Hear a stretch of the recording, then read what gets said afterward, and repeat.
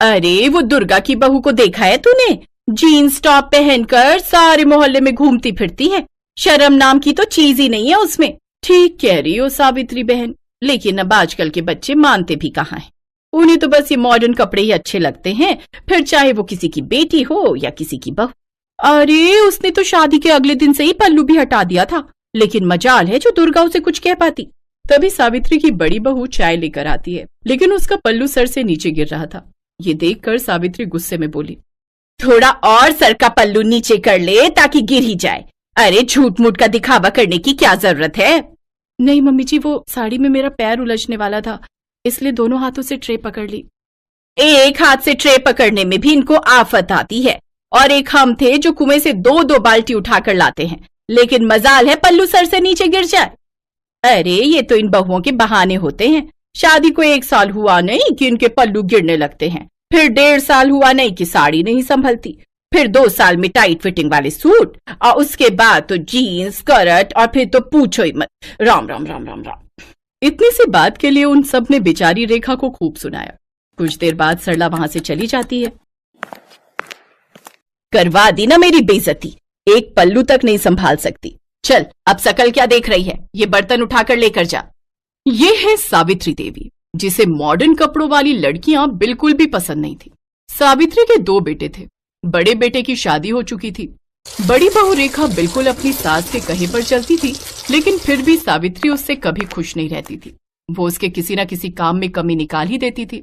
एक रोज जब रेखा अपने कमरे में दिन में आराम कर रही थी, तो सावित्री अचानक से उसके कमरे में आती है।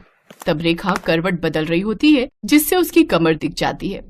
ये देख सावित्री जोर से चिल्लाती है, छी छी छी छी छी छी छी, बस इसी बात का डर था मुझे, सारी शर्मो हया बेच खाई है। माँ जी आप, लेकिन हुआ क्या? क्या होना है, करवट लेते वक्त तेरी कमर दिखी कैसे? आज के बाद ऐसा हुआ ना तो अच्छा नहीं होगा बहू। और इस तरह बंदिशों में रेखा ने अपनी शादी का पूरा 1 साल काट लिया, और उसकी फर्स्ट एनिवर्सरी पर उसका देवर राहुल दिल्ली से कानपुर आता है। भाभी मुझे ना आप सबको कुछ बताना था, तो मुझे लगा इससे अच्छा दिन भला क्या ही होगा। वो मेरे ऑफिस में मेरे साथ संध्या काम करती है, अच्छे परिवार से है, अच्छा कमाती भी है, और मैं उससे शादी करना चाहता हूँ। मतलब लव मैरिज? हाँ माँ, लव मैरिज। क्यों, कोई प्रॉब्लम है? नहीं नहीं, मुझे भला क्या दिक्कत होगी। तुझे पसंद है लड़की तो फिर हमें भी पसंद है। ये सावित्री का सिद्धांत भी समझ नहीं आता, जो डरता है तो उसे और डराती है, और जो सुनता ही नहीं उसकी बात झट से मान जाती है। चुप करिए जी, अब उस शहरी लड़की के पीछे अपने बेटे को तो नहीं खो सकती ना, कहीं उसके लिए सब छोड़कर ही चला गया तो। इसीलिए तो चुपचाप इस शादी के लिए हाँ कर दी। एक बार घर में आ गई तो फिर रेखा और उसमें कोई फर्क नहीं कर पाएंगे। सावित्री अपने छोटे बेटे की शादी के लिए मान जाती है। वो 1 महीने बाद दोनों की शादी करवा देते हैं। शादी के बाद दिल्ली से कानपुर कार में आते आते भारी भरकम लहंगे में संध्या काफी थक जाती है, और वो एक जगह होटल के पास गाड़ी रुकवाती है। ड्राइवर गाड़ी रोको, मुझसे अब और ये नहीं पहना जा रहा, ये भारी भरकम लहंगा। राहुल तुम यही रुको, मैं अभी चेंज करके आती हूँ। कुछ देर बाद गाड़ी आकर उसके ससुराल रुकती है। फिर पीछे से संध्या स्कर्ट और टॉप पहनकर सर पर शादी का दुपट्टा लिए निकलती है।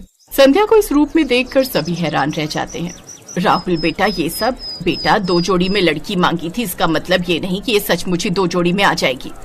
वो माँ दूर का सफर था ना, और इसने लौटते वक्त लहंगे पर ही वोमिट कर दी, इसीलिए जो इसके हाथ में लगा इसने पहन लिया। ये राहुल का बच्चा झूठ क्यों बोल रहा है? चलो संध्या, माँ के पाँव छुओ।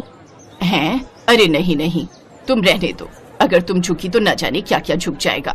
सावित्री को मन ही मन बहुत गुस्सा आ रहा था, लेकिन वो कर भी क्या सकती थी।